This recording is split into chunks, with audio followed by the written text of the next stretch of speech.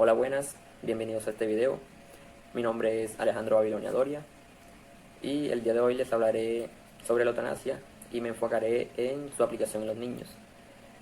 Para esto voy a estar acompañado de dos compañeras, Andrea Caballero y Daniela Bárcenas. Empezaré hablando un poco acerca del concepto y de la historia que tiene la eutanasia en Colombia.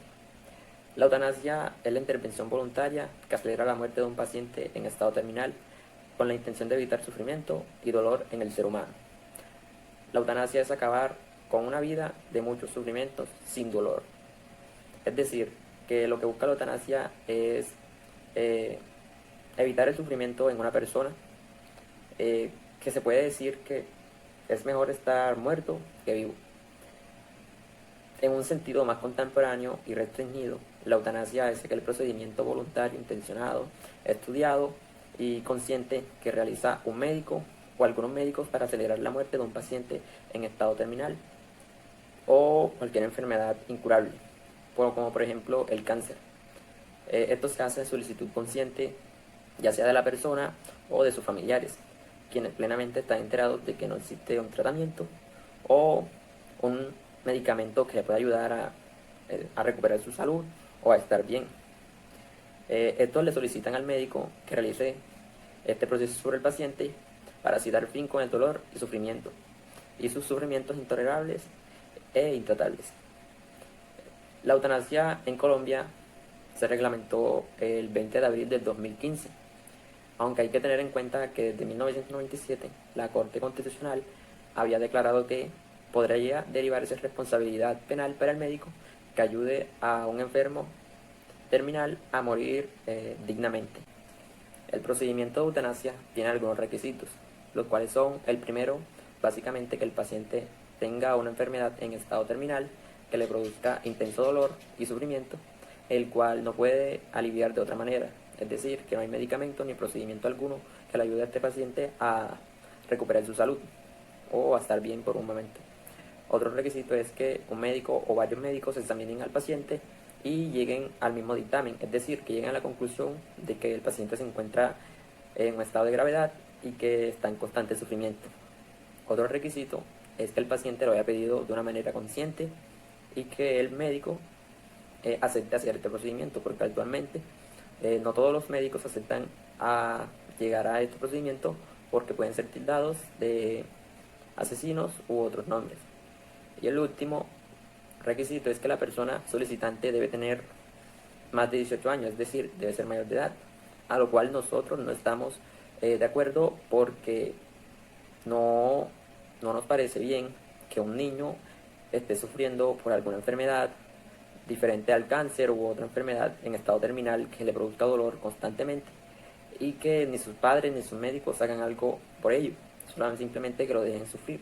Para nosotros es bueno de que a un niño se le dé una vida tranquila. Pero en esto se va a enfocar mi compañera y ahora las voy a dejar con ella, que les va a contar un poco más sobre esto. ¿Debe ser legal la práctica de la eutanasia en niños? Este tema es muy controversial para muchos, ya que esta decisión va tomada por el niño y es muy difícil afrontarla. Por otro lado, se requiere de algunos aspectos tales como tener capacidad de tomar cierta decisión autónomamente, la capacidad de entendimiento, la capacidad de razonar y por último la capacidad de juicio. Cuando el niño padece dichas capacidades, se debe buscar el apoyo justo y razonable para la toma de decisiones, que sea de forma libre y teniendo en cuenta que no se debe sugerir o hacer ningún tipo de insinuación acerca de estos procedimientos. Se entiende que los niños que están en estas enfermedades terminales sufren mucho, pero aún así muchos médicos concuerdan en que la mayoría de estos adolescentes o niños se les nota el dolor y síntomas intensos, pero esto no hace que dejen la esperanza de que será el día siguiente. Para hablar de la eutanasia en niños, se debe tener en cuenta que primero se debe hablar de los cuidados paliativos, que son la única forma moralmente aceptable y legalmente factible de ayudar con la muerte del menor.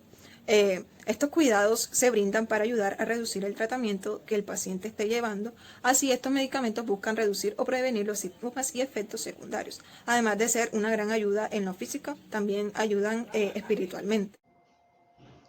¿Se debería legislar a favor o en contra de la eutanasia?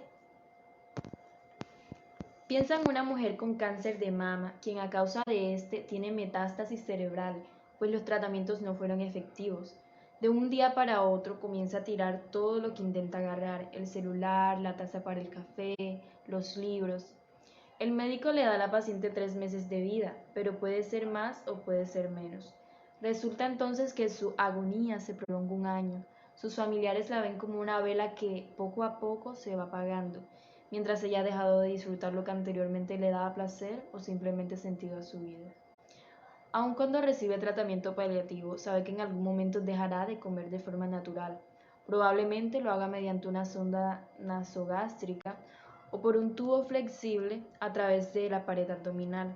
Sabe que no podrá respirar y terminará muriendo asfixiada si no la conectan a un respirador. Esa es solo una parte del martirio soportado por la mujer, pues cualquier persona que deje de moverse y adelgace de manera constante durante 3 meses está condenada también a las llagas y otros detalles no menos incómodos, que sin lugar a duda restan dignidad a su vida. Esta persona prefiere morir que seguir viviendo de esta manera. No obstante, requiere ayuda para asegurar una muerte tranquila si lo decide así.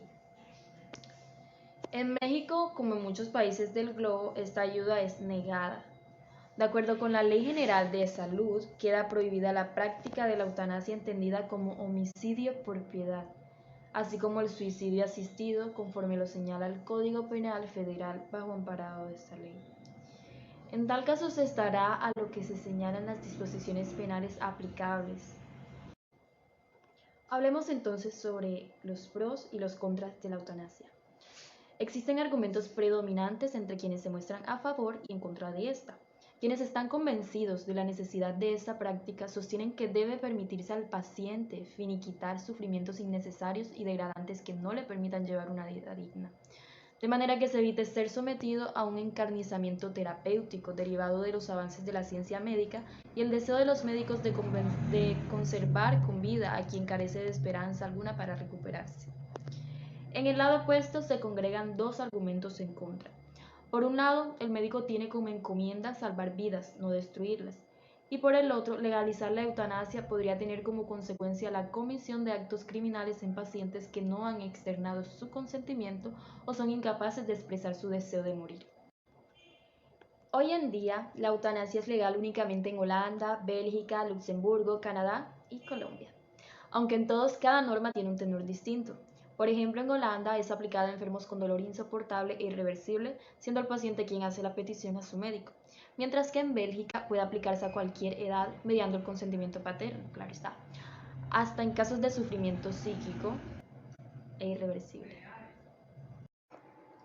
También es importante señalar que hay dos principios éticos involucrados y contrapuestos en el debate en torno a la eutanasia: el de autonomía y el de beneficencia.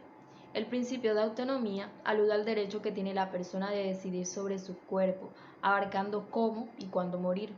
El principio de beneficencia refiere a que solo el médico posee la potestad de los tratamientos convenientes para sus pacientes. Además de tales principios, la visión religiosa ha sido un elemento fundamental en el debate, la cual se fundamenta en el supuesto de que Dios o la voluntad de éste solo puede crear y quitar la vida. Respecto al anterior, debe subrayarse que en una sociedad como la nuestra, laica y plural, no pueden delinearse políticas públicas destinadas a toda la población con base en las creencias religiosas compartidas por solo una parte de ésta.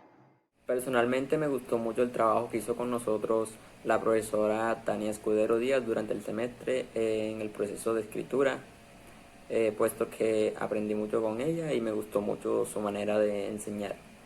En torno al ensayo, para mí fue muy difícil aprender porque al principio todo fue muy difícil, teníamos muchos errores en el ensayo y no sabíamos cómo suplantarlos o mejorarlos, pero con las guías e indicaciones que nos dio la profesora pudimos mejorar y así elaborar uno mejor.